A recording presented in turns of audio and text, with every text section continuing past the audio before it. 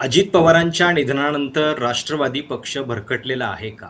गेल्या काही महिन्यामध्ये वेगवेगळ्या कारणांमुळं आणि खरं तर वेगवेगळ्या निगेटिव्ह बातम्यांमुळं हा पक्ष अधिक चर्चेत येतोय.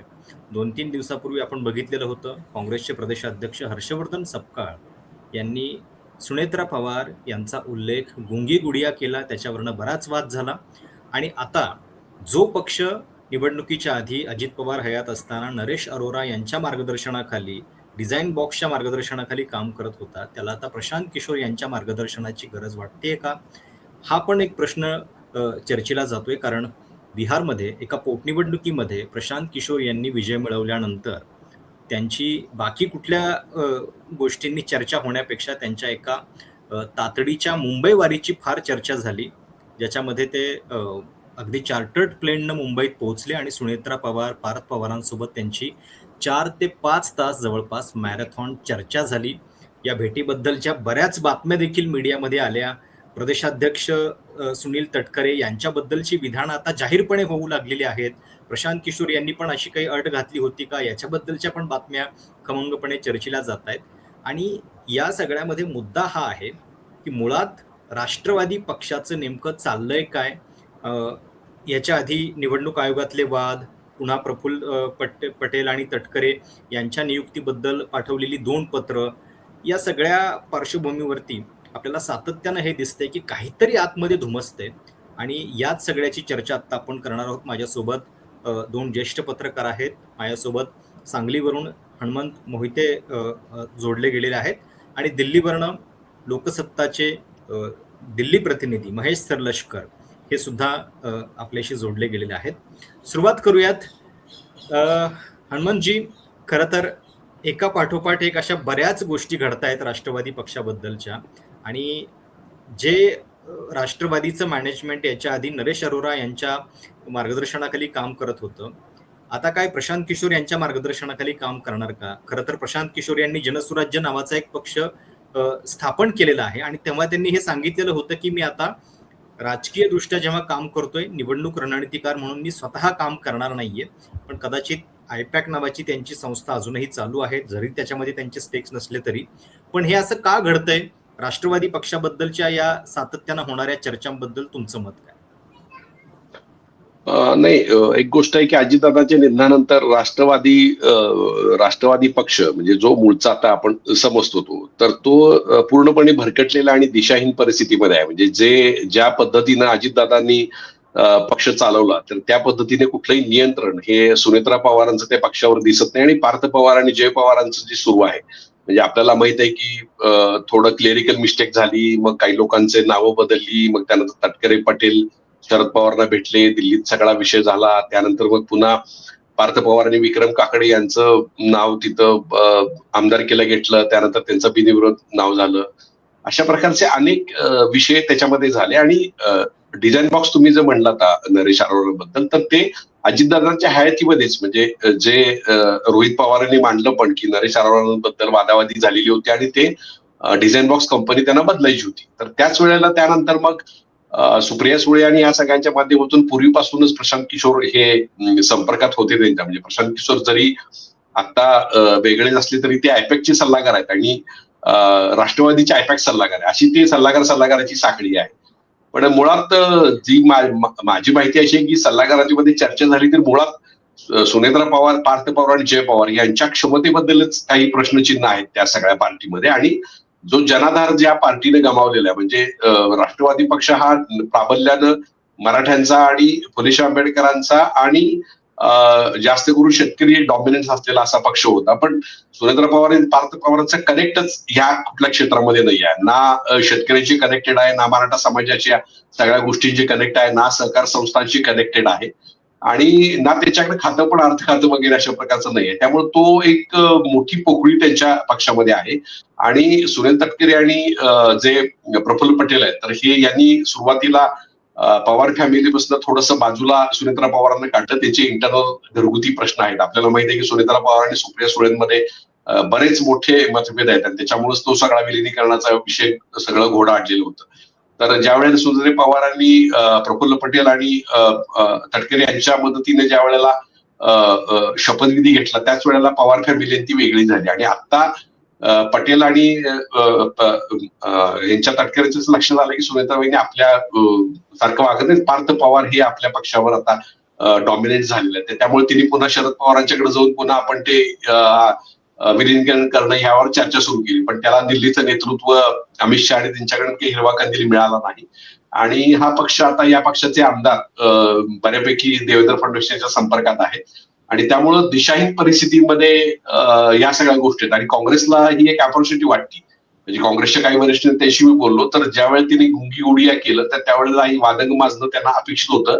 कारण ज्या वेळेला फुले आंबेडकरांचा विचार धर्मनिरपेक्ष विचाराचा जो आता पक्ष आहे तो भरकटलेला आहे. म्हणजे दोन्ही पक्ष राष्ट्रवादीचे शरद पवार आणि अजित पवारांचं तर त्याला काँग्रेसला एक मोठी स्पेस दिसते त्याच्यामध्ये आणि गुंगी गुड्या म्हटल्यानंतर त्याच्यावर चर्चा एक मोठ्या प्रमाणात होईल आणि सुनेत्रा पवारांच्या मर्यादा स्पष्ट होतील, पार्थ पवारांच्या मर्यादा स्पष्ट होईल आणि या सगळ्या विचारावर चर्चा घडून येईल आणि त्याचा डायरेक्ट इनडायरेक्टली फायदा काँग्रेसला होईल असे त्याच्या मागची हेतू होता आणि त्यामुळे चर्चा घडवून आणली गेली. अर्थातच याच्यातल्या बऱ्याचशाच गोष्टी अजून उलगडायच्या आहेत. प्रशांत सर.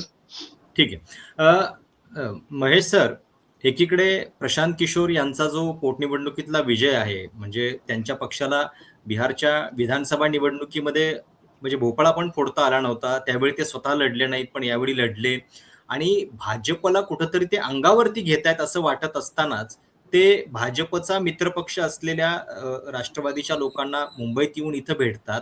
याच्याकडे नेमकं कसं बघायचं आणि मुळामध्ये याच्या आधी नरेश अरोरा आणि आता पुन्हा प्रशांत किशोर अशा रणनीतिकारांची या पक्षाला सातत्यानं गरज का पडते? म्हणजे एकनाथ शिंदेच्या बाबतीत एक बरं आहे की आपलं काही झालं की ते थेट दिल्लीला येतात, त्यांच्या पक्षाबद्दल शाहसेना असं सुद्धा एक वारंवार इथं महाराष्ट्रात बोललं जातं. तशी ही शाहवादी का नाहीये? म्हणजे यांना अमित शहाचं मार्गदर्शन मग कमी पडतं का किंवा ते उपलब्ध नाहीये का की ज्याच्यामुळं या सगळ्या गोष्टी कराव्या लागतात? तुमचं प्रशांत किशोर आणि राष्ट्रवादीच्या असोसिएशन बद्दलचं आकलन काय आहे, त्याच्याबद्दल काय? काल पार्थ पवार मोदींना भेटले. म्हणजे सगळे मराठी जे खासदार नवनियुक्त झाले किंवा इकडून तिकडं गेले फुटलेले खासदार हे भेटले आणि तिथे मोदी असं म्हणाले की आता तुम्ही काळजी करू नका, मी आहे तुमच्या पाठीचे. आणि हा जो संदेश आहे ना हा फक्त काही शिवसेनेसाठी नाहीये, शिंदे सेनेसाठी नाहीये, हा पार्थ पवारसाठी पण आहे. आणि पार्थ पवारला जर त्यांनी विचारला असेल मराठीमध्ये की आई कशी आहे, तब्येत कशी आहे, काय चाललंय, हे जर मोदी विचारत असतील आणि त्याचं रिपोर्टिंग होत असेल माध्यमांमध्ये तर त्याचा अर्थ असा आहे की मोदींना जो काही संदेश द्यायचा आहे तो संदेश दिलेला आहे. आता पार्ट 2 त्यातला की राष्ट्रवादी अजित पवार हे जो पक्ष आहे तो आता राष्ट्रवादी पार्थ पवार झालेला आहे, हे मान्य करायला पाहिजे. हे जे जुने लोक आहेत त्यांनी अजून तो मान्य केलेला नाही. तटकरे असतील किंवा भुजबळ असतील किंवा हे मध्ये जी मुंबईत बैठक झाली आणि त्यात पार्थ पवार म्हणाले की म्हणजे भुजबळांसारख्या किंवा सिनियर लोकांना त्यांनी जो काही आदेश दिला त्याच्यावरती नाराजी आली आणि त्यांनी बाहेर येऊन प्रसारमाध्यमांना सांगितलं की हे पार्थ पवार जे आहेत ते अत्यंत आरोग्य आहेत, आमच्यासारख्या माणसाला हे सगळं करायला लावतात, त्यांची काय हिंमत आहे. पण गोष्ट अशी आहे की काळ बदलला आहे, तो पुढे गेलाय आणि डायरेक्ट मोदी हे त्यांच्या पाठीशी उभे आहेत. त्या पक्षाचं पुढं काय होईल किंवा काय न हो हा दुसरा भाग आहे. पण आत्ताच्या घडीला पोस्ट अजित पवार आत्ताचा पक्ष हा पार्थ पवार झालेला आहे. पार्थ पवार हे सगळे निर्णय घेतात, ते चुकीचे आहेत, बरोबर आहे, याचं सगळं जे आहे ते आता नंतर त्याचं अनालिसिस होऊ शकतं किंवा त्याचे पडसाद आता पडायला लागलेले आहेत की दिल्लीत येऊन सुनील तटकरे यांनी प्रेस कॉन्फरन्स घेतली आणि सावरण्याचा प्रयत्न केला पण ते सावरता येत नाहीये. सुनील तटकरेंना म्हणजे आता असं आहे की स्थानच नाहीये, त्यांचं स्थान इतकं घसरलेलं आहे की त्यांना स्वतःला सावरावं लागतं आहे. प्रफुल्ल पटेल सावरू शकतात कारण त्यांचे दिल्ली कनेक्शन्स आहेत, त्यांचे व्यावसायिक डायरेक्ट कनेक्शन आहेत, जिथं जे 2 उद्योगपती आहेत तिथे त्यांना डायरेक्ट ऍक्सेस आहे, तर ते सर्वाइव्ह होऊ शकतात. सुनील तटकरे आणि इतर जे जुनी जे लोक आहेत ती कशी सर्वाइव्ह होणार हा प्रश्न आहे. मग त्यांनी विलिनीकरणाचा वगैरे भाग घेतला. आता नंबर क्रमांक 3 प्रशांत किशोर. तर प्रशांत किशोर हे राजकारणात आहेत, ते पहिल्यापासून राजकारणात होते, ते श्रूड आहेत आणि ते महत्वाकांक्षी आहेत. पण गोष्ट अशी की राजकारणामध्ये हे सगळं असतं पण तुम्हाला राजकीय वैचारिक टोक काय आहे याच्यावरती बऱ्याच गोष्टी अवलंबून आहेत. म्हणजे कोणीही कितीही महत्वाकांक्षी असावं, शरद पवार महत्वाकांक्षी होते, त्यांना पंतप्रधान बनायचं होतं, पण त्यांची एक वैचारिक टोक होतं, ते टोक ते अजूनपर्यंत त्यांनी पाळलेलं आहे किंवा त्या टोकावरती ते बसून आहेत. प्रशांत किशोर यांचं असं नाही. ते कधी बीजेपीच्या उजव्याकडे सरकतील आणि बरोबर. कधी ते काँग्रेसच्या डाव्या बाजूला पाय टाकतील हे सांगता येत नाही. ते व्यावसायिक राजकारणी आहेत, त्यामुळे ते या पद्धतीने गिमिक्स करणार. त्यांना जर असं वाटत असेल की राष्ट्रवादी काँग्रेसच्या मार्फत या गोष्टी आपल्याला जे काही करायचं आहे ते करतील. त्यांचा राजकीय भाग पण आहे आणि त्यांचा एक व्यावसायिक भाग आहे. तो व्यावसायिक भाग म्हणून पण ते त्यांच्याशी जोडले. आणि त्याचा तिसरा भाग की हे जोडलेला असताना मोदी, अमित शहा, बीजेपी हे कुणी ऑब्जेक्शन घेत आहे का? बांकीपूरमध्ये त्यांनी बीजेपीच्या उमेदवाराला हरवलं, आणखीन ते आता एस्टॅब्लिश झाले. तर हे होत असताना आमचा विरोधक आहे प्रशांत किशोर असं बीजेपी म्हणतंय का? तर नाही. उलट असं आहे की जितका प्रशांत किशोर हा बिहारमध्ये मोठा होत जाईल तितकं बीजेपीला फायद्याचं आहे. हीच लाईन पॅरलली तुम्ही महाराष्ट्रात अप्लाय करा ना, की प्रशांत किशोर मध्ये कुणाचा फायदा होतोय आणि का होतोय. पोस्ट अजित पवार राष्ट्रवादी काँग्रेसची गरज जर बीजेपीला असेल आणि त्या पोस्ट अजित पवार पक्षाला जर टाळ्यावरती आणायचं, रुळावरती आणायचं असेल तर काय करायला हवं हे एखाद्या माणसाच्या थ्रू होत असेल, जो माणूस 2014 ते 2024 या काळामध्ये कुठल्या ना कुठल्या पद्धतीने भाजपशी जोडला गेला असेल, तर तो महाराष्ट्रातल्या एका पक्षाला बीजेपीच्या अनुकूल स्थिर स्थावर करणार नाहीच असं कसं म्हणता येईल. त्यामुळे हे सगळे जे गेम प्लॅन आहेत त्याला बीजेपीचा आशीर्वाद असल्याशिवाय होत नाही, ते होणार नाही. आणि एक शेवटचा मुद्दा की त्या अर्थाने सुनीत्रा पवार गुंगी गुडिया नाही, त्यांच्या मागं कोणीतरी व्यवस्थित उभा आहे. बर. आता मुद्दा खरं तर म्हणजे आज दिवसभर जो चर्चेत आहे तो सुनील तटकरेंच्या प्रदेशाध्यक्ष पदाचा पण फार आहे. आणि मग त्याच्यावरती त्यांनी हे पण म्हटलं की मी महाराष्ट्र सगळा जो आहे तो किमान 7 ते 8 वेळा पूर्णपणे तो पिंजून काढलेला आहे आणि मला काय अशा पद्धतीच्या कोणाची गरज नाहीये वगैरे वगैरे. आपल्याला हे पण सगळ्यांना लक्षात असेल की प्रशांत किशोर हे एकत्रित राष्ट्रवादी असताना सुद्धा शरद पवारांच्याकडे भेटीला आलेले होते आणि तेव्हा पण फार चर्चा होती. ते त्याच्या आधी ते काँग्रेसला पण भेटलेले होते आणि त्याच वेळी ते शरद पवारांना भेटलेले होते. आणि मला वाटतं 2024च्या आधीच्या काळातली ही गोष्ट आहे. पण त्यावेळी शरद पवारांसारख्या जुन्या नेत्यांचा विश्वास जो आहे तो स्वतः पक्ष चालवण्यावरती अधिक आहे, ना की असं आउटसोर्स काही करण्यावरती आहे. असं असताना आता जे घडतंय या पक्षामध्ये त्याच्यातनं काय नेमकं दिसतं हनुमंत सर? विशेषतः तटकरे आणि पटेल यांच्याबद्दलची जी कार्यशैली आहे, म्हणजे आणि आपण नंतर पण बघितलं की म्हणजे दोघांचे एक जवळचे आमदार, तटकरेंचा तर म्हणजे घरातलाच माणूस पुन्हा एकदा विधान परिषदेवरती पाठवण्यात आला. तर हे जे करावं लागतंय ह्याच्यातनं जुळवून घेण्याचा प्रयत्न तुम्हाला दिसला की हे आता दिवसेंदिवस जास्त ताणलं जातंय रिलेशन? नाही प्रशांत सर, हे ताणाताणी खूप झालेली आहे. म्हणजे पार्थ पवारांची कार्यशैली आहे ती, पार्थ पवारांच्या कार्यशैलीवरनं बरेचसेच आमदार किंवा बरेचसेच तिथले जे सगळे लोक आहेत राष्ट्रवादीतले बऱ्यापैकी त्रासलेले आहेत त्या सगळ्या. आजच तुम्हाला आठवत असेल तर पार्थ पवारांनी एक पोस्ट केली एका जर्नलिस्टच्या विरोधात की फेक बातम्या देतात वगैरे अशा प्रकारचं म्हणून. तर एक गोष्ट आहे की पार्थ पवारांच्या बद्दल खूप मोठी चर्चा आहे. म्हणजे पार्थ पवारांचा स्वभाव, पार्थ पवारांची वर्तणूक या सगळ्या गोष्टीबद्दल म्हणजे मी अनेक राष्ट्रवादीच्या नेत्यांशी, आजी माझी सगळ्यांशी त्याच्यामध्ये प्रश्न तयार झाला. म्हणजे विक्रम काकडेची नियुक्ती हीच त्याच्यामध्ये. आणि सांगलीमध्ये तुम्हाला माहित असेल की जे इद्रिस नायकवडींचा राजीनामा आहे तर त्यामध्ये केश आले त्यांच्या आणि त्यांना राजीनामा द्यायला सांगितला वगैरे. तर या सगळ्या गोष्टी ह्याच्यामध्ये सगळ्या गोष्टी त्या आहेतच सगळ्या. तर मुळात हा तुमचा प्रश्न काय होता मूळचा तो प्रशांत? नाही, मुळात हे तटकरेंच्या बद्दल, तटकरे आणि पटेल यांच्याबद्दलची जी गोष्ट आपल्याला घडताना दिसते पक्षात, हे जुळवून घेण्याचे प्रयत्न चाललेत की ताणत चाललंय रिलेशन? हा, तर त्याच्यामध्ये एक गोष्ट होती की ज्या वेळेला ते पहिल्यांदा ज्या वेळेला शरद पवारांच्याकडे म्हणजे पार्थ पवारांच्या ह्या सगळ्या पद्धतीमुळं जाऊन त्यांनी शरद पवारांच्याकडे गेले आणि पार्थ पवारांच्या बद्दल त्यांनी सांगितलं सगळ्या गोष्टी, तर ते पवारांनी सांगितलं की पार्थच्या सगळा विषय आम्हाला माहिती आहे. म्हणजे स्वतः पार्थ बद्दल शरद पवार काय बोलले तर आपल्याला माहिती असेल त्यावेळेला.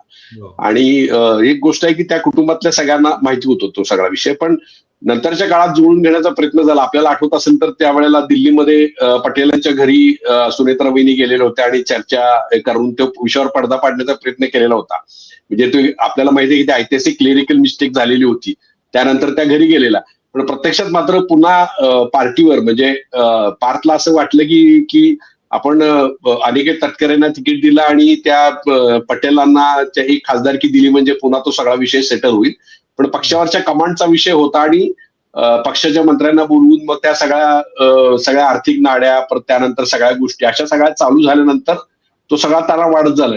आजच्या परिस्थितीमध्ये राष्ट्रवादी पक्षामध्ये मोठ्या प्रमाणात दुभंग आहे. म्हणजे तुम्ही बघितलं असेल तर सुनेत्रा वहिनींना काँग्रेसकडनं टीका झाल्यानंतर 12 तास ते 16 तास प्रदेशाध्यक्षांचं स्टेटमेंट त्याच्यावर आलेलं नव्हतं. म्हणजे तुम्हाला माहिती असलं तर सूरज चव्हाण जे पूर्वीपासून आक्रमक आहेत त्यांनी आपली निष्ठा सिद्ध करण्यासाठी काँग्रेसवर कार्यालयावर चालून गेले, बरोबर आहे. पण ज्या पद्धतीनं त्या सगळ्या गोष्टीचा परिणाम व्हायला पाहिजे होता तो झाला नाही. शेवटी पक्षाकडनं आदेश काढण्यात आला की तुम्ही प्रत्येक जिल्ह्याच्या ठिकाणी तो सगळ्या आंदोलन झालं. उत्स्फूर्त आंदोलन तशा प्रकारचं झालं का तर. आणि पार्थ पवारांच्या त्या सगळ्या कामाबद्दल एक मोठा प्रश्न आहे. आणि प्रशांत किशोरबद्दल तुम्ही मगाशी म्हणला तर प्रशांत किशोर तुम्ही आपण सगळे नरसोबावाडीच्या संबंधित आहे. नरसोबावाडीला आपण गेला तर एक सगळे पेढ्याचं एक टेस्ट म्हणून सगळ्या देतात बघा. सगळ्या थोडा अर्धा पेढा देतात. तसं प्रशांत किशोरांनी महाराष्ट्रामध्ये शरद पवारांना पेढा दिला, आदित्य ठाकरेंना पेढा दिला, त्यानंतर त्यांना सुप्रियांना प्रत्येक पक्षाला थोडा पेढा दिला आणि माझ्या पेढ्याची टेस्ट बघून मला काम द्या असं प्रकारचं केलंय. तुम्हाला आठवत असेल तर सुप्रिया सुळे आणि जयंत पाटलांसमोर सुद्धा त्यांनी जवळजवळ 3-4 तास प्रेझेंटेशन केलेलं. तुम्हाला आठवत असेल बघा. मध्ये ते सगळा प्रकार झालेला होता. तर आदित्य ठाकरे आणि उद्धव ठाकरेंसमोर सुद्धा त्यांनी प्रेझेंटेशन केलेलं होतं. तर हा पेढा सगळ्यांनी थोडा खाल्लेला आहे. त्यात ते नवीन काही नाहीये, तो प्रोफेशनचा भाग आहे त्यांच्या.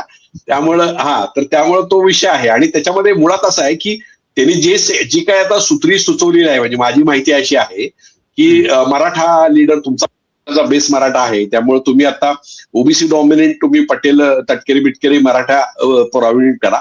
पण दुर्दैव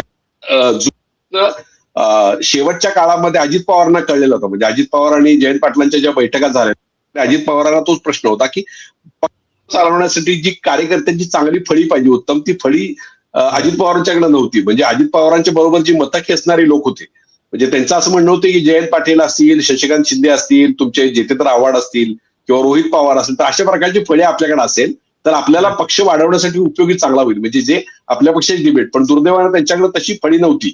आता मकरंदाबा तुम्हाला माहिती आहे किती सॉफ्ट स्पोकन आहे, तिकडं माणिकराव कोकाटेंचा प्रॉब्लेम आहे, झिरवळांचा प्रश्न आहे. तर ती गोष्ट अजित पवारांनी ओळखली होती. तोच प्रॉब्लेम आता पार्थ पवारांसमोर आहे की आपल्याला आता तटकरेंना बदलायचा आहे, पण माणूस कोण. मग गौप्यस्फोट आतला सांगतो की ज्या वेळेला हा वाद कसा झाला त्याच्यामध्ये एक छोटी तुम्हाला कहाणी सांगतो की ज्या वेळेला अर्थमंत्रीपद राष्ट्रवादीने मागितलं त्यावेळेला सुनील तटकरेंची इच्छा होती की ते अर्थमंत्रीपद मला मिळावं.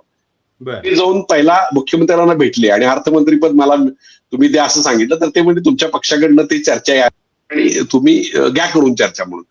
तर ज्या वेळेला ती गोष्ट पार्थच्या आणि सुनेत्रा वहिनींच्या कानावर गेली त्यावेळेस ते भडकले की परस्पर तुम्ही कसं काय केला म्हणून. आणि त्यानंतर पार्थ पवार आणि सुनेत्रा पवारांच्याकडे जयंत पाटलांना फोन आला की तुम्ही आमच्याकडे या, ते अर्थ खातं आपण घेऊ आणि आपण सगळी चर्चा करू. तर ह्या सगळ्या घडामोडी झाल्या आणि मग पुन्हा तुम्हाला माहिती आहे ते जयंत पाटील भेटले सगळे तिकडं, अशी गमती जमती सगळ्या झाल्या. पण आता तो प्रश्न पुन्हा तोच आहे की तटकरेनं केलं की मग जयंतरावना घ्यायचं का, मग जयंतराव का तयार आहेत की नाही, अशा सगळ्या गोष्टी सुरू आहेत. तर खूप मोठा केऑस त्याच्यामध्ये आहे सगळ्या या गोष्टीमध्ये. आणि त्या सगळ्या गोष्टीमध्ये एक गोष्ट आहे की राष्ट्रवादीच्या आमदारांना सध्या असं वाटत नाही की आपण सुनेत्रा पवारांच्या नेतृत्वाखाली लढलो तर आपल्याला हे होईल. कारण तुम्हाला माहिती आहे की राष्ट्रवादी पक्षाचा जो बेस आहे तो सगळा सहकाराचा बेस आहे. आणि वसंतदास शुगर इन्स्टिट्यूट असेल, तुम्हाला रयत शिक्षण संस्था, अशा ज्या संस्था आहेत सगळ्या बाकीच्या, तर तो कोऑपरेटिव्ह. आणि अजित पवार काय करायचे की अजित पवारांचं वैशिष्ट्य होतं की तुम्हाला दूध संघाचा प्रश्न असो, सूतगिरणीचा प्रश्न असो, साखर कारखान्याचा प्रश्न असो, तर तुम्हाला फोन करून त्या सगळ्या मदती उपलब्ध व्हायच्या. दुर्दैवानं आज सुरेंद्र पवारांच्याकडे तसला अर्थ खाता नाहीये आणि त्या सहकारातल्या प्रश्न सोडू शकत नाहीत. त्यांना जावं कोणाकडे लागते सगळ्या नेत्यांना, तुमच्या ह्यांच्याकडं देवेंद्र फडणवीसांच्याकडे. त्यामुळे तो कनेक्टच राहिलेला नाही सुरेंद्र पवारांच्याकडे. कुठला आहे माहितीये का? दारूबंदी. आता दारूबंदी खात्याकडे कुठला माणूस काम घेऊन जाणार त्या सगळ्याच्याकडे? म्हणजे आता त्याचं काय काम असणार ते दारूबंदी खात्याकडे? आणि एक महिला म्हणून म्हणजे मला स्वतः महिला बालकल्याण तरी घ्यायला पाहिजे होतं सुनेत्रा पवारांनी. तर ते दारूबंदी खात्याकडे जाणार आणि मग तो राष्ट्रवादीच्या आमदारांचा प्रश्न असा झालाय की देवेंद्रकडे गेले की देवेंद्र त्यांना मग खुणावतात सगळे, अरे या बसा चहा घ्या म्हणून. मग आज बरेचसे लोक 23-25 लोक चहा घ्यायला तयार झाले त्याचा, असा प्रश्न आहे. कारण प्रशांत किशोर काय करणार त्या ठिकाणी असा प्रश्न आहे. तुम्ही सल्ला द्याल, हे बघा मी तुम्हाला एक गोळ्या लिहून देईन, औषध घ्यायला हवे डॉक्टर म्हणून, पण तुम्ही ते घ्यायला पाहिजेत ना, आणि तो घातल्यानंतर तुमच्या शरीराने रिस्पॉन्ड केला पाहिजे त्याला. तर हा सगळा प्रश्न आहे प्रशांत. नाही, आणि तुम्ही आता जे सांगत होतात मला आठवत होतं की म्हणजे एकेकाळी सत्तेत असणाऱ्या राष्ट्रवादीचा रुबाब हा मुख्यमंत्री असलेल्या पक्षापेक्षा सुद्धा जास्त असायचा. म्हणजे काँग्रेसचा मुख्यमंत्री असायचा पण तरी रुबाब कोणाचा असायचा सत्तेत, तर तो राष्ट्रवादीचा असायचा. आता ना तुम्हाला उपमुख्यमंत्री पद मिळालेलं आहे, ना तुमच्याकडे काढून घेतलेलं अर्थमंत्रीपद तुम्हाला दिलं जातंय. त्याच्याबद्दल थेट देवेंद्र फडणवीस जाहीरपणे सांगतायत की माझी अमित शहासोबत वरिष्ठांसोबत चर्चा झालेली आहे आणि त्यांनी सांगितल्यानंतर ते पद जे आहे त्याच्याबद्दलचा योग्य निर्णय जो आहे तो योग्य वेळी होईल. मला वाटतं किमान 2 अधिवेशनं झाली म्हणजे अजित पवारांच्या निधनानंतर, आणि अजूनही त्या अर्थमंत्री पदाबद्दलचा काही निर्णय होताना दिसत नाहीये. आणि प्लस तुम्ही आता जी सगळी गोष्ट सांगितली की आमदारांचा ओढा फडणवीसांच्याकडे वाढत चाललाय, अशा वेळी मग महेशजी, ज्यावेळी गुंगी गुडिया म्हटलं जातं, तर असे अनेक मुद्दे आहेत की ज्याच्याबद्दल तुम्ही सत्तेत असून सुद्धा बोलू शकला असता, आणि अजित पवार ते करायचे की तुमच्या पक्षाची धोरणं काय आहेत, तुमच्या पक्षाच्या वाढीसाठी कुठं बोललं पाहिजे, कुठं तुमची विचारसरणी ठळकपणे दाखवली पाहिजे, हे अजितदादा सत्तेत असताना करत होते. सुनेत्रा पवारांना म्हणजे जरी ज्या परिस्थितीमध्ये त्या या पदावरती आल्या त्याचा सहानुभूतीपूर्वक विचार जरी केला तरी आता तो काळ संपलेला आहे. त्यांची आता एक परखड समीक्षा करण्याचा काळ जवळ आलेला आहे का? तुम्हाला काय वाटतं? महायुतीमध्ये बीजेपी 2 पक्षांना सांभाळत आहे. एक आहे शिंदे, ते दिसतच आहे, आणि दुसरा आहे पार्थ पवार यांची राष्ट्रवादी. मी पार्थ पवार असं सारखं असं म्हणतोय कारण अजित पवारांची राष्ट्रवादी हा पूर्ण बाजच वेगळा होता. अजित पवारांचं कनेक्ट, अजित पवारांची सगळी जनसंपर्क यंत्रणा, त्यांचा स्वतःचा स्वभाव हे पूर्ण दिलखुलास होतं. ते त्या पातळीवरती उदारमतवादी होते. म्हणजे त्यांनी महायुतीत गेले असले तरी ते काही हिंदुत्ववादी नव्हते. त्यांनी त्यांचा जो मतदार होता तो मुस्लिम हे सगळा धर्मनिरपेक्ष सगळं सांभाळलेलं होतं. त्यामुळे तो एक जो कनेक्ट होता तो होता. आणि त्याच्यानंतर जे काही जो राष्ट्रवादी अजित पवार पक्षाला बसला, त्या जर नंतर पार्थ पवार यांच्याकडे आला, आणि पार्थ पवार हे काही रुळलेले किंवा त्यांचे रूट्स काही महाराष्ट्रामध्ये आहेत असं नाही. त्यांची मराठी भाषेच्या संदर्भात पण काही प्रश्न त्यावेळेला पण निर्माण झालेले होते. म्हणजे तर ती सुधारली असेल असा कदाचित, पण मुद्दा असा आहे की इथपासून ते सगळे प्रॉब्लेम्स त्या राष्ट्रवादीमध्ये आहेत. आता मग ह्या राष्ट्रवादीला म्हणजे मी आता पर्स्पेक्टिव्ह कुठल्या पर्स्पेक्टिव्हने बोलतोय मी तुम्हाला की मी बीजेपीच्या पर्स्पेक्टिव्हने बोलतोय की हे काय चाललंय. म्हणजे ह्या राष्ट्रवादीला तगवायचं का नाही, ह्या राष्ट्रवादीला जगवायचं का नाही, हा बेसिक मुद्दा आहे बीजेपीच्या पुढं. आणि आता मला असं दिसतंय की ते जगवत आहेत त्यांना, आणि ते कुठल्याही पद्धतीने असं भासवू देत नाहीत की तुमची आता उपयुक्तता संपली आमच्याकडे. त्यामुळे ते जगवणार, त्यांना जितका काळ जगवायचा असेल ते तोपर्यंत ते जगवणार. त्यातला एक फक्त मुद्दा होता जो विलिनीकरणाचा होता, आणि हाणमनजी म्हणले त्याप्रमाणे वरून काही सिग्नल मिळाला नाही. त्यांचा जो मुद्दा होता की तुम्ही विलिनीकरण करणार असाल तर करा, आणि तो तुमचा लिडरशिपचा प्रश्न जो काय तो सोडवा. मग सुप्रिया सुळे लीडर होणार का सुनेत्रा पवार लीडर होणार हे पहा, का तुम्ही पार्थच्या अंडर काम करणार हे सगळं पहा, हे सगळं सोडवा आणि मग तो या. हा मुद्दा शिवसेनेच्या बाबतीत पण होता ना की एकाच वेळेला शिंदे आणि उद्धव हे आम्हाला नाही चालणार, जर असेल तर हे दोघांनी एकत्र यावं मग आम्ही काय ते करू. तर ते झालं नाही तसं. आता इथे पण तो प्रश्न आला आणि तो अडलेला आहे प्रश्न. अशा परिस्थितीमध्ये एक पक्ष जर त्यांना जगवायचा असेल तर तो आता महायुतीत आहे तर पार्थला जगवा. तर ते पार्थला जगवत आहे, पार्थचा पक्ष पण जगवत आहे, आणि मग काँग्रेसने ऍक्च्युली जो मारला बाण तो इतका परफेक्ट लागला की त्यांना पण कल्पना नव्हती की इतका तो यशस्वी होईल, म्हणजे त्यांनी मारलेला बाण खरं तर. पण बीजेपीने एक संदेश असा दिलेला आहे की आम्ही तात्पुरतं काय होईना पार्थ आणि पार्थच्या पक्षाच्या पाठीमागे उभं राहून आम्ही त्याला जगवतो आहोत. पुढच्या सिच्युएशन मध्ये जर का काही वेगळ्या सगळ्या गोष्टी दुसऱ्या राष्ट्रवादीच्या आणि याच्या झाल्या तर मग पार्थ पवारचं काय करायचं, सुनेत्रा पवारचं काय करायचं, मग त्यांच्या पक्षाचं काय करायचं, पुढच्या टप्प्यामध्ये निवडणूक जसजसे जवळ येईल मग त्यातला कुठले आमदार आपल्याकडे घेता येऊ शकेल की ज्या मतदारसंघामध्ये बीजेपीला नुकसान होणार नाही, अशी सगळी कॅल्क्युलेशन पुढे होतील. पण आत्ताच्या घडीला दिल्ली पार्थ पवार सुनेत्रा पवार यांना जगवत आहेत. त्यांचा पक्ष एक व्हेंटिलेटर वरती जाणार नाही याची काळजी घेते. बरोबर. नाही, आता महेशजी विश्लेषणामध्ये त्यांनी जो एक ठळकपणे शब्द वापरलेला आहे की पार्थ पवारांची राष्ट्रवादी, खरं तर अजून माध्यमांच्या मध्ये म्हणजे आपण अजित पवारांचा पक्ष असं जे म्हणायचो, कदाचित लवकरच आपल्याला अशा पद्धतीने म्हणावं लागेल ज्या पद्धतीनं पार्थ पवार निर्णय घेत सुटलेले आहेत. आणि सुनेत्रा पवार जरी उपमुख्यमंत्री असल्या तरी आतून कोण या सगळ्याला म्हणजे चाबूक चालवतंय हे आपल्याला सगळ्या या ह्याच्यातनं दिसतंय. आणि पार्थला म्हणजे या सगळ्या त्यांच्या पक्षाला जगवण्यासाठीची जी भावना भाजपमध्ये आहे, म्हणजे की कुठपर्यंत जगवायचं याच्याबद्दलचा विचार करत आता 2029ला जर त्यांना सोबळावरच लढायचं आहे तर ते काय दृष्टीने करतील हे आपल्याला लक्षात येईल. पण हनुमंत सर, याच्यामध्ये तटकरे असतील किंवा प्रफुल्ल पटेल, म्हणजे ज्यावेळी फूट पडली त्यावेळी त्यांनी शरद पवारांच्या सारखं नेतृत्व समोर असताना त्यांना सोडून अजित पवारांच्या सोबत जायचा निर्णय घेतला आणि त्याच्यानंतर आकस्मिक एक घटना घडते आणि त्याच्यानंतर आता पक्षामध्ये पुन्हा एक नेतृत्वाचा नवा प्रश्न निर्माण झालेला आहे. हे सगळं या पक्षाला कुठं घेऊन चाललेलं आहे आणि पुन्हा अजून काही नव्या घडामोडी येत्या काही महिन्यामध्ये आपल्याला दिसू शकतात का? कारण आता फक्त आपण एका राष्ट्रवादीबद्दल बोलतोय, दुसऱ्या राष्ट्रवादीमध्ये पण बरंच काही चाललेलं आहे, त्याच्याबद्दल काय? नाही, या पुढच्या 6 महिन्यामध्ये दोन्ही राष्ट्रवादीबद्दल पुढच्या 6 महिन्यात म्हणजे 1 महिना ते 6 महिन्यामध्ये दोन्ही राष्ट्रवादीमध्ये भरपूर काही घटना घडतील अशी परिस्थिती आहे. म्हणजे शरद पवारांच्या राष्ट्रवादीच मी मागच्या वेळेला तुमच्या चर्चेत सांगितलं होतं की 5 खासदार हे ऑलरेडी एकनाथ शिंदेच्या संपर्कात आहेत आणि जवळजवळ 7 आमदार हे देवेंद्र फडणवीस यांच्या संपर्कात आहेत. अशा पद्धतीनं सुनेत्रा पवारांचे म्हणजे आता संग्राम जगताप सारखं जर आपण उदाहरण बघितलं तर ते पूर्णपणे हिंदुत्ववादी झाले.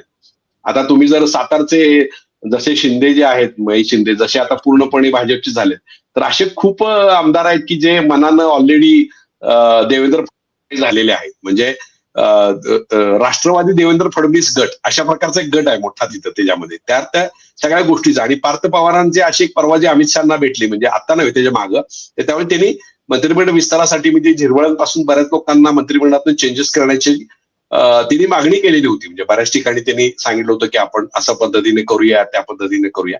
तर तसंही झालंय. आणि जे आता महेश सर म्हणतात की ते संजीवनी घालतायत ते देवेंद्र फडणवीस घालतायत. कारण वरच्यांना केंद्रीय नेतृत्वाला काही त्याची गरज नाही आहे की काय नेमकं पवारांच्या पक्षाचं काय झालं. त्यांना शरद पवारांचा पक्ष एक वेगळ्या परसेप्शनसाठी हवा आहे आणि त्या सगळ्या गोष्टीसाठी. पण सुनेत्रा पवारांच्या पक्षाबद्दल काही त्यांना फार कौतुक नाही. ते शिंदेवर एक हे ठेवण्यासाठी, चेकमेट ठेवण्यासाठी त्यांना देवेंद्रांना पाहिजे. आणि म्हणून ते सुरेंद्र वैदींना मग ते तुम्हाला आठवत असेल तर त्यांनी विधिमंडळात त्यांना भाषण करायला लावलं, प्रसूती रजेचा एक मोठा निर्णय घ्यायला लावला त्यांना. आणि मग पुढे ते हे कसे चांगले आहेत मग ते डिफेंड करणं वगैरे या सगळ्या गोष्टी आहेत. पण मुळात असं आहे की जो ओडबेस आहे राष्ट्रवादीचा त्याच्यामुळं तो सुद्धा अंतर्गत कलह ते दिसतोय आपल्याला. आणि तटकरे आपल्याला माहित आहे की तटकरेने परवासह बोलताना प्रत्यक्षपणे मुंडेंना अप्रत्यक्षपणे त्याला एक लक्ष केलेलं होतं की तुम्ही एक नेता बोलत असताना तुम्ही कसं बोलता म्हणून. तर एक तटकरे म्हणजे पूर्वीचे सुरेंद्र पवारांना आपल्या आठवत असेल ज्या वेळेला पहिल्यांदा त्यांनी पदभार घेतला त्यावेळेला तटकरे, पटेल, मुंडे आणि सगळे एकत्र असे गेलेले दिसले आपल्याला. तर त्याच्यामध्ये भुजबळ आणि मुंडे आता एका बाजूला झाले, जे आता सुरेंद्र आहेत. आणि तटकरे आणि जे पटेल आहेत तर ते वेगळे झालेत. अर्थात दोघांचा भाजपशी कला आहे 100%. पण कसं झालंय की शेवटी जाता जाता सर्वात जास्त फायदा कोणाला करून घ्यायचा आहे. म्हणजे आता सुद्धा भुजबळ काय म्हणतायत की मग मला माझ्या मुलाला ते हे करावं, मी दिलेलं जातो, त्याला ते अन्न प्रशासन खातं द्या, अशा सगळ्या गोष्टी. आणि मग त्याच्याबद्दल मी हे करतो. धनंजय मुंडे म्हणतात की तुम्ही मला किती वेळ बाहेर ठेवणार, मला एकदा संधी द्या वगैरे असं जाहीर म्हणतात ते सगळ्या गोष्टी. त्याच्या बदल्यात मग ते सुनेत्रा वहिनींना मग त्या सगळ्या गोष्टीत मग टीका करणं किंवा पटेलांना इनडायरेक्टली हे करणं, मग पटेल त्याच्याबद्दल हे करणं, हे अंतर्गत सगळ्या गोष्टी सुरू आहेत. तर हे सगळं विभाजनवादी सगळी परिस्थिती आहे. जोपर्यंत भाजपला किंवा देवेंद्र फडणवीसांना वाटत नाही तोपर्यंत हे सगळं चालेल. पण एक गोष्ट आहे मात्र, त्या जनाधार जो होता जो सगळ्या गोष्टीचा सगळ्या राष्ट्रवादीचा, तो मात्र बऱ्यापैकी कमी झालेला आहे. सगळ्या आमदारांची बोट सगळी विस्कटलेली आहे. मंत्र्यांच्या मध्ये कोऑर्डिनेशन नाही आहे. उपमुख्यमंत्री आणि मंत्र्यांमध्ये कोऑर्डिनेशन नाही. आणि तुम्ही म्हणताय ते की जरी अगदी प्रशांत किशोरनी सगळा ड्राफ्ट जरी करून दिला तर ते ड्राफ्ट आणि औषधं खाऊन ती सक्सेस होण्याची क्षमता त्या बॉडीमध्ये राहिलेली आहे की नाही, त्या म्हणजे राष्ट्रवादी पक्षाच्या बॉडीमध्ये, की जे ती सगळा प्रोटीन रेजिस्टन्स करून ते सगळं पुन्हा व्यवस्थित होईल की नाही. कारण कसं आहे, तुम्ही पाहिलं असेल तर एक गोष्ट आहे की पार्थ पवार जर एवढेच कार्यक्षम असते तर 2019 साली ते पराभूत झाले मावळमधनं. त्यानंतर 6 वर्ष ते अजित पवार होतेच ना हयात. अजित पवारांनी का आणलं नाही पार्थ पवारांना? मग जे गुण त्याच्या अजित पवारांना वडिलांना कळलेले ते गुण बाकीच्यांना कसे काय कळले हा प्रश्न आहे ना. म्हणजे 6 वर्ष वडिलांनी त्यांना आणलं नाही समोर, म्हणजे ह्याचा अर्थ ते आपल्या मुलाला ओळखत असतील ना काहीतरी.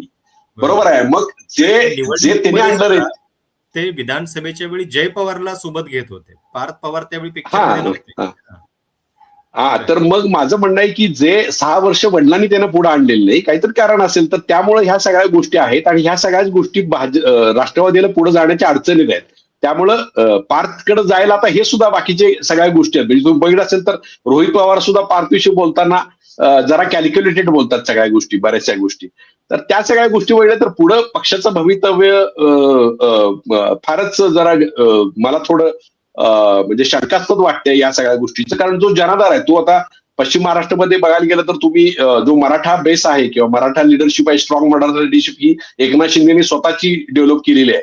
ते जरांग पाटील असेल, बाकीचे असेल, म्हणजे सगळ्यांना बरोबर घेऊन जाणं. काही मी आता तुम्हाला सांगितलं की सरकारातला एक बडा नेता शिंदेने आपल्या गळाला पश्चिम महाराष्ट्रात लावून त्याची चर्चा सुरू केलेली आहे. तर एक स्ट्रॉंग मराठा लीडर म्हणून म्हणजे जी कामं पूर्वी अजित पवार करायचे तर ते आता एकनाथ शिंदेने स्वतः, म्हणजे श्रीकांत शिंदे आता प्रत्येक इथल्या पश्चिम महाराष्ट्राच्या वगैरे उत्तर महाराष्ट्राच्या खासदाराच्या आमदाराच्या संपर्कात जाऊन तुला काय पाहिजे असं विचारत असतात. तर ह्या सगळ्या गोष्टी झाल्या. त्यामुळे तो एक मेजर शिफ्ट सध्या सुरू आहे. त्यामुळे हे जर वेळीच त्यांनी काही बघितलं नाही आणि महाराष्ट्रात दौरा केला पाहिजे, संघटना खिळखिळ आहे, सगळ्याच गोष्टी सगळ्या आहेत गोंधळ, तर त्यामुळे मला जरा थोडं शंका वाटते. प्रशांत, चर्चेच्या शेवटी महेश सर, एकतर आता आपण जे बघतोय म्हणजे पार्थ पवारांचे सगळे निर्णय अशा परिस्थितीमध्ये होत आहेत की ज्यावेळी ऑलरेडी त्यांचा पक्ष सत्तेमध्ये आहे आणि आमदारांना त्यांना आता सांभाळायचे. निवडणूक ही एक वेगळी गोष्ट असते. अजून आपण जनतेच्या समोर कसे पार्थ पवार जाणार आणि कसा मतदारांना आपला पक्ष आणि आपला विचार घेऊन जाणार आहेत हे आपण बघितलेलं नाहीये. अशा वेळी या पक्षाची पुढची वाटचाल तुम्हाला नेमकी काय दिसते? आणि सोबत जाता जाता दुसऱ्या राष्ट्रवादीबद्दल की जिथं संसदेमध्ये दिल्लीमध्ये बऱ्याच गोष्टी घडतायत. सोमवारी आता त्यांचे पण खासदार मोदींना भेटणार आहेत. जरी ती भेट ऑफिशियली 11 वाजता सकाळी म्हणजे दिवसा उजेडी आहे तरी सुद्धा त्याच्याबद्दल काय नेमकी चर्चा दिल्लीमध्ये चाललेली आहे जाता जाता? आधी दुसऱ्या राष्ट्रवादीबद्दल आज दुसऱ्या जी राष्ट्रवादी आहेत वादीतल्या खासदारांना जर कुठं त्यांची नाव जी आहे ती किनाऱ्याला लागली तर ती हवीच आहे. पण ते सगळं गाड्या त्यातल्या अनेकांना हवी आहे. ती कुठेही असली तरी चालेल. त्यातले काही हे बीजेपी मध्ये पण जाऊ शकतील. फक्त प्रश्न असा आहे की बीजेपीच्या मतदारसंघांना प्रॉब्लेम येतो, हाही त्यातला एक कॅल्क्युलेशनचा भाग आहे. त्यामुळे घोडा आणलेला आहे. अदरवाईज त्यांना सुद्धा आपली नाव कुठेतरी किनाऱ्याला लावायची आहे. त्यामुळे ते सातत्याने प्रयत्नशील आहेत पण ते यशस्वी होत नाहीत. आता खरं तर ह्यांनी लिडरशिपचा इतका इश्यू करून ठेवलेला आहे, तो सोडवला तर दोन्ही राष्ट्रवादी म्हणजे असं होईल की ती जी मागे जी चर्चा सुरू होती ना, सुनेत्रा पवार आणि पार्थ पवार यांना वगळून जे सगळं राष्ट्रवादी एकत्र, तर ती खरोखर परिस्थिती तशी होईल जर सगळा तो पुढं गेला तर. पण ते लिडरशिपच्या पातळीवरती घोडा अडलेला आहे. त्यामुळे आता हे दुसऱ्या राष्ट्रवादीचे जे खासदार आहेत ते नावेत बसलेले जरूर आहेत पण त्यांना ते वारं जे आहे ते वारं घेऊन जात नाही. ते त्याच्यासाठी ते प्रयत्न करत. ते आता उद्या परवा भेटल्यानंतर वारं कुठं जातं ते कळेल आपल्याला. हा एक भाग झाला. त्यामुळं हालचाल तर होणार आणि हनुमानजी म्हणतात त्या पद्धतीनं बऱ्याच गोष्टी या 6 महिन्यात घडणार हे नक्की, हे दिसत आहे. आता त्यातला पहिला राष्ट्रवादीचा हे की काय पार्थ पवारचा ह्याच्यातला तर हनुमानजींनी जे विश्लेषण केले ना ते विश्लेषणच तुम्हाला प्रशांत किशोरकडे घेऊन जातं की आमच्या हातात काही बळच नाहीये तर मला जगवण्यासाठी दुसरा कोणतरी पाहिजेच ना, सलाईन पाहिजे ना. म्हणजे अजित पवार होते त्यावेळेला ते त्यांचा ग्रासरूटशी संपर्क होता, त्या डायरेक्ट तिकडे फोन करायचे, कामं व्हायची. आता इथे ह्या दोघांचा कुठं ग्रासरूटशी कनेक्टच नाहीये. मग ही लोक तरणार कशी? तुम्ही आलात डायरेक्ट राज्यसभेमध्ये, तुम्ही लोकसभेची निवडणूक हारलेला आहात, म्हणजे तुम्ही लोकांसमोर गेलेला नाही, तुमची ताकद तुम्ही दाखवली नाही. आज नेता म्हणून तुम्ही जनतेसमोर जाहीर भाषण पण केलेलं नाहीये. म्हणजे मी असं म्हणेन की हा आदित्य जो आहे तो आदित्य ठाकरे, तर आदित्य ठाकरे निदान त्याने भाषण तरी केले, तो जिंकलाय तरी आमदारकी. इथे ह्याच्याकडे काहीच नाही ना. मग जर तसं नसेल तर तुम्हाला सगळं पंप करायला लागतंय. ते पंप कोण करतोय? तर मग आणा प्रशांत किशोरला आणि मग वरनं आणा. मग तो त्यांनी जर मोदींना जिंकून दिलं असतं तर आपल्याला तग धरता येईल ना 2029 पर्यंत. मग बघूया काय होईल ते होईल. या एका ह्याच्यातून पार्थ पवारची सगळी आहे जी ज्याला पण काय म्हणतो बांडगुळ असं शब्द, खरं तर मराठीत चांगला शब्द आहे. हा बांडगुळ जे आहे ते फार काय कुठे चालत नाही, त्याला ते नरेश अरोरांसोबत काय बिघडलं? मग जरा हवे होते रणनीतिकार तर नरेश अरोरा जास्त प्रफुल्ल पटेल आणि यांच्या हे एकमेव कारण आहे की त्यांचा जो गट होता तो अजित पवारांच्या पूर्वीचा गट होता. त्या पूर्वीच्या गटमध्ये प्रफुल्ल पटेल होते आणि सुनील तटकरे होते, त्यामुळे त्यांना ते नको होते. आता नवीन माणूस, नवीन पंप आणि नवीन सलाईन हे आहे. ओके,